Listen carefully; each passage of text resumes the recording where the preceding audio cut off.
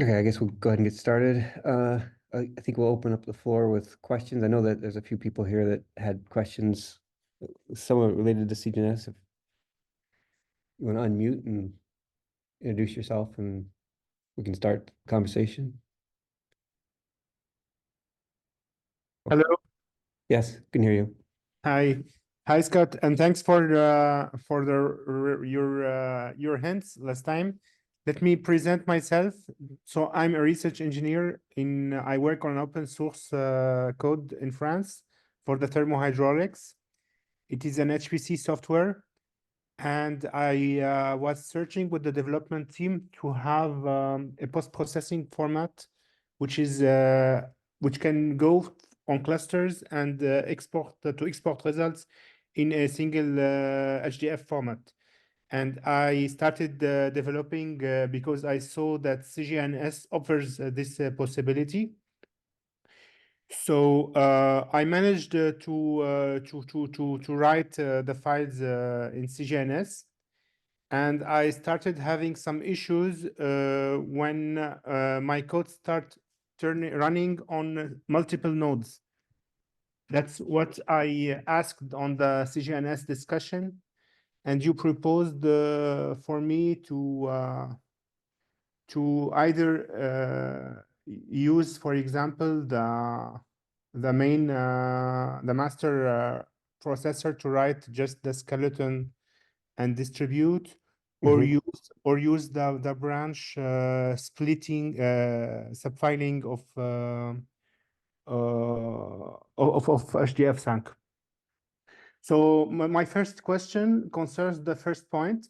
So I tested to write the CGNS skeleton on the master processor, and then do the parallel calls for each processor to write his own data.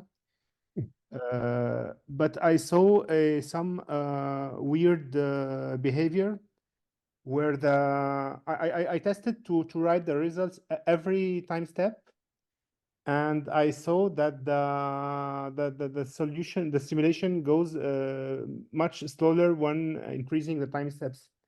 And I think that this issue could be because of the fact that I am opening and closing the HDF file at each time step. So I would like to know if this is a good approach or no. Shall I keep the HDF file open, or I should close and open it at each time step? So you're not writing a CGNS file per time step. You're writing time steps within the CGNS file itself. Is that how you're doing it? Yes. So I am writing on the same in the same CGNS file. At every time step, say the velocity and the pressure field at time tn. And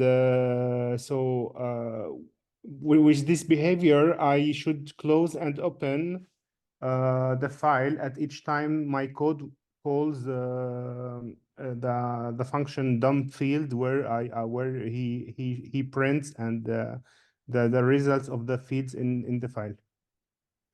Yeah, it's expensive to open and close a file, especially for CGNS, because when it does that, it reads through all the metadata. I mean, metadata that's contained in CGNS itself. So that in and of itself is pretty expensive. So you want to keep it, if you're always just writing it and just keep it appending to the file, just keep it open. Don't close it after each time step would be your best bet. Yes, but by this way, how can I manage that that only the master rank needs to write the skeleton for the solution? Because in CGNS, for example, for the mesh, my mesh is fixed, so it doesn't change. So I write the mesh only once, and this can be done easily by the master processor, and I close and open and keep it open. But the issue is with the writing the solution. Writing the solution, we should, as you know, manage the iterations. So I need to increment the solution variable and write this stuff. And what I tried is to write this also by the master processor. But when I write on the master processor, I should call the CG open, not the CGP open, So I close and then I open. Yeah. I don't know what to do, in fact, with this. Yeah, you can't, if you're, I didn't realize I thought you were just writing one file per time step. Then you could do that skeleton each time step and that would be quick. But if you just want to have one giant CGNS file for every time step, then yeah, you can't have, when you create those new, essentially what HDF5 is doing is creating new groups and data sets, and that has to be a collective operation. So you can't just have one rank do that operation. So in that case, you won't be able to do that skeleton scheme. So is, for example, going for subfiling would be better, or Uh, it probably wouldn't help all that much because you're still gonna incur the cost of, because it's not really going to disk that's the issue. It's the fact that you have to, each time step you create, you're creating all this metadata that CGNS carries along with it. So it might help. I mean, for one or two nodes, it shouldn't matter. I don't know why it's slowing down. Hmm. You could try it. Do you really want, yeah, it'd be better if you could do one file per time step. But if you doing want to, one file per time step would be maybe a good idea. But the issue is shall I do one file per time step or one file per time step per node? well, okay, then you would, I mean, it'd be per, then you get into subfiling. So what subfiling it does is it aggregates data on a certain node, and then you can configure subfiling so that you have more than one rank. So you can have either you can do one file per node, or you can do as many files as you want. If you want to be the extreme, you could do all the ranks, write one file per node, which would be, you probably wouldn't get that great of performance just because there's an overhead for that as well. But we've been choosing one file per node, and then that will create a CGN, well, that will create a CGNS, it will create a, a part of a HDF5 file on that node. Now, if you're just doing restarting something, you could restart from that node, so you don't have to reassemble it into an HDF5 file. But if you're doing like post-processing, you'd either have to take so you'd have as many sub nodes per time step as well. And you'd have as many files as you have do nodes, essentially. That's the minimum you would have. So that might become burdensome to maintain if you're concerned about how many files. And if that's the case, then you'll have to put them, you can assemble the sub files back into an HDF5 file. And you can do that as a post-processing step if you want. You don't have to do that as part of your simulation. And then you would have one file per node at the end of your simulation if that's what you want, Mhm. or one file per time step. Yes, last question for me, and I give the speech for the remaining people. Just last question is that I managed to compile HDF sync with the subfiling option, and I compiled the CGNS to use this offer, and I took the example of the subfiling that you've done. Mm-hmm. On my Mac, I have one node and I have more one processor. I run the code on two processors and I saw two subfiling. I thought that subfiling is one file per node, and here it's going one file per processor. I misunderstood something maybe, or Well, there's one config, it writes one config file, so, right? So that tells you how many files you actually have. It writes two files. It has the config file and it has the actual node file that it kind of has a hex in its name called, in its .sub file. Did you yes. actually get two sub files? Because you should know. Yes, I got two subfiles on two processors. I thought that I would have only one on on both processors because it's one node.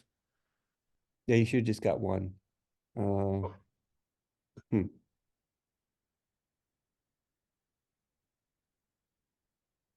I don't know Okay. why. Yeah, Yes. I don't know why it would do that. Okay. You could try it on your, do you have it on your cluster and see? So you're using, so all the results you had was with what? That was with, was it, is it InPitch or what machine is this that on the cluster that you're targeting? That I'm was, using, yes, I'm using MPeach. uh-huh. Uh, I'm using MPeach. It is, yes, and I have 32 processor per node. It is AMD processors, Mm-hmm. and I do have local storage per processor. Or you do have node local storage per, you mean at a node?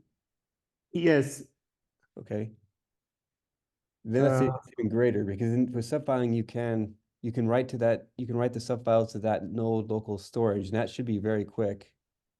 And mhm, then I think I have an example that you can fork off a process in your application to, it's the thing to combine the files back as H5 fuse. mhm. So you can run that in the background and then fuse those files onto your parallel file system. Is it Lustre that is your parallel file system? Do you know? What do you mean run the fuse file on background at So the end of the simulation or during the computation? it can be during the commutation because it kicks off just threads. Okay, but it's a Python script. It's a shell script It's or a what? shell script. Yeah, it uses DD. Okay, okay, and it will be running on each processor. The same information will be done. Yeah, so if you're doing no local storage, you probably will have to kick off I don't know if you'll be able to fork it because uh, no local storage, only that node has access to that data, right? So in that program uses it so it, let me see. I think it should work. I have to remember how it works. But yeah, you should be able to do, I think you can either do it either way. You can either at the end of your simulation, you can run it to run it to assemble all those to fuse the subfiles into a single a CGNS file, or you can do it within your program itself, and that should work. You just have to make sure that the data it knows where it's going to go because where the processors go, I mean where it's going to be and on the parallel file system in the end. So it should work, but you'll have to fork it from your program. Uh, Okay, yeah, if you want to know how to do that, I can just point you to where we do that in some other applications. okay. I would really appreciate it. Thank you. Hmm. But I don't know if subfiling is going to help with yeah, the problem with open and close. That probably won't help. Um, but it would be better if you could do if you can be if you do one more and one file per node or one file per time step, that would be easier because then you could do all that on one data and that should one node and that should go quick, one rank. I mean, that should go quick to create the data, the CGNS file, and then close it and then open it again with all the files. And just to be clear that when you do, I think you're misunderstanding when you do collective IO, you can have ranks that don't have data to write, but you still have to call the call, but you would still that allow you to do collective operations. Because if you're doing independent, that might also hurt you. I'm doing it independent because I have really processors that sometimes write nothing Right, but that's because fine. Because if you don't do if you do independent, it doesn't allow the MPIO to kind of optimize for the IO, right? It doesn't have information to speed up that. So if you do collective, it knows what ranks are not going to write anything, right? So it can handle that and then still get better performance. Just because you don't have, you can still use collective even though you don't have ranks that are not writing anything in general. but this way we should call the MPI stuff with null, for example, null pointer, Right, because totally. You pass the date, you'll pass a data buffer that's null. That tells CGNS underneath it'll tell HDF5 to select none. It won't, and so HDF5 knows that that rank's not going to write anything, but it's still involved in the writing per se, but it's not going to actually write anything. That's how you get away with using collective with ranks that aren't going to write anything. Okay. Because you might get better performance if you're using collective. That's what I'm saying. So you might want to allow for ranks that aren't doing anything, and that will allow you to use collective. And you might get better performance. Because it's hard to say on parallel file systems, whether you're going to get better performance at using collective or independent. And it could change as you increase the number of ranks. It could switch from being better for independent to, for example, to being better for collective. It just depends. So it's allowing the ability to have your codes switch between the two is good. Okay. Thank you for your help. I will try all these, Mhm. and if I have more issues, I keep posting on the CGNS discussion, That's or fine. that's fine there. Mhm. Okay, thank you. Yep.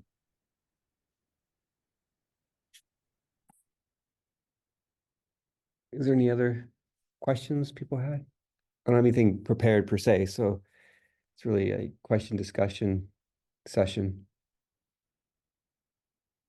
This question is for large strings. So it's pointing to a forum post. Let's chunk and compress large strings. Let me share my screen. Now I can ask. I had to click OK for the recording. Oh, okay. So it's a little bit a special case. So I store the input file, which is a text YAML file, as a string. And normally I want to compress it, but in like a few cases, the input file was huge.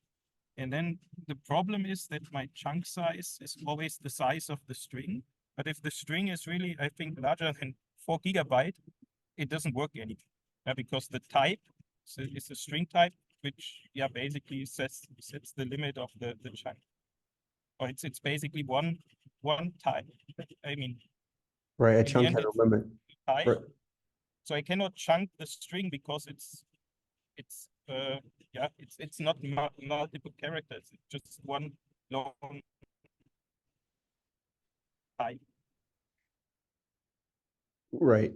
Yeah, the limit for chunking is 4 GB. It's the largest you can make a chunk. That's the largest single chunk. But when I don't know what the interaction of that is, but so like if you have a variable length string and you're putting it in there, the chunk size is actually not like, even if your string is like 6 GB, the way that gets stored is that gets stored as metadata actually, because of the weird way that HDF5 stores variable length data. So your chunk is actually just one thing. It's just one address or offset into the global heap. So the chunk size is small. I don't know if the library is smart enough to realize that fundamentally it's going to be fine. But I mean, you can have a data set if you're just storing that as like an extendable one-dimensional char data set, then the chunks are whatever the chunks are. Right. Okay. I mean, that's fine. You're just going to store it across multiple chunks, and that's okay. Okay, so I rather use a char array and not a string type. Yeah, just have an extendable char array, and you can just write stuff to that, and then that's compressible. Yeah, that sounds like a plan. I mean, I'm doing it for the Fortran, but I think it shouldn't be a big problem. No, that shouldn't be an issue. I think we have some examples how to do it in Fortran for variable length. Okay. Yeah, great. Yeah, sorry for the rough start and many thanks, first of all, for helping out. No problem. Yeah, I'm actually Okay, curious. I'm gonna have to look that up. See, like, I don't know off the top of my head. I've never tried to store gigantic variable length strings. I'm curious to see if that has weird sharp edges that we need to fix. Check it out. Apparently it does, because you tried that and it failed, right? Is that correct? No, I don't think I tried a variable length string. I have a fixed string where you Oh, basically okay. say type size is the number of characters in there, multiplied by some factor. I don't know the code, but it's all there, and I will try and post here, so it's then available to others. Yeah, I would avoid variable length data as much as possible in HDF5. because of the way that it's stored. It's stored as metadata, so your I/O is not going to be as great, and it won't be But compressible. it's anyway probably not the best idea to store such big data. I just wanted to have one solution that fits all, and normally the input file is less than a megabyte. But I had one Mhm. exceptional case which was huge, and then I started thinking and looking into that. Mhm. So in this case is slow, and it's anyway only during initialization. So at least for me it's fine.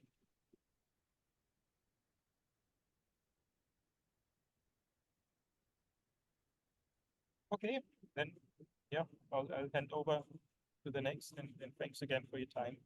Uh-huh. I hope I managed to do that. No worries. Yeah, just follow up if you have issues, let us know.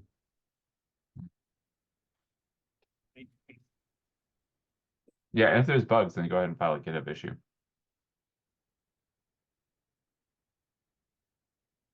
Any other questions? I did have a follow-up. I just want to, for the CGNS, if you want to try to eliminate file system in general, you can use the core file driver, and that just writes to memory, so it never really goes to the parallel file system.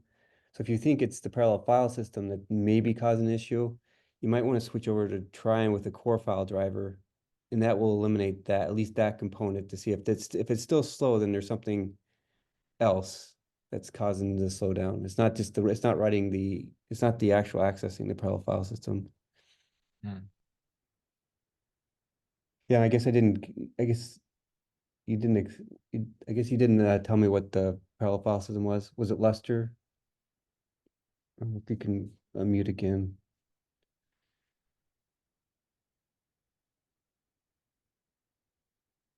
Maybe you left. Oh, okay.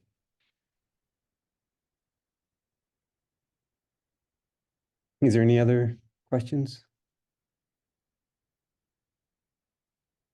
I would like to ask a last question also. Yeah, go ahead. Yes. When you proposed for me to write a CGNS file at each time step, I I need to write the mesh also in each file, or I write the mesh only once? In CGNS, you can have external links, so you can write the mesh if it's constant to a separate file, and then you can just have an external, you can just point to that mesh at all the times, so you don't have to keep rewriting it. Okay. There are some examples for those in the Yeah, I think there is. I can point them out. Okay. Thank you. Mm-hmm. Did you so you're writing the parallel file system? Do you know you know how to set the parameters for Lustre and everything, right? Is it assuming it's a Lustre? Sorry, I misunderstood the question. So you have a parallel file system on your cluster, correct? Yes. And it's Lustre? Is it correct? And I think it's a luster, yes. Okay. Because I mean you have to set probably your stripe count, right? And stripe sizes. Are you doing that? Mm, Because by default, it's probably using one stripe count. That means it's probably one OST. That's the number of servers writing to the disk. So if you start scaling up your problem, you're going to have to start probably increasing your stripe count. okay, I would ask for I would ask for this for more details. Mm-hmm. But if you're going to no local storage, that's not a parallel file system. So that's one way to check to see if your write performance. It should be very fast, the no local storage, the write performance. So Okay, thank you. is it a Cray machine or what machine is it? Is it a Cray? In You're fact, I don't have enough knowledge for the cluster system. Okay. I need to ask the service that does these installations, and I can have more information. Okay.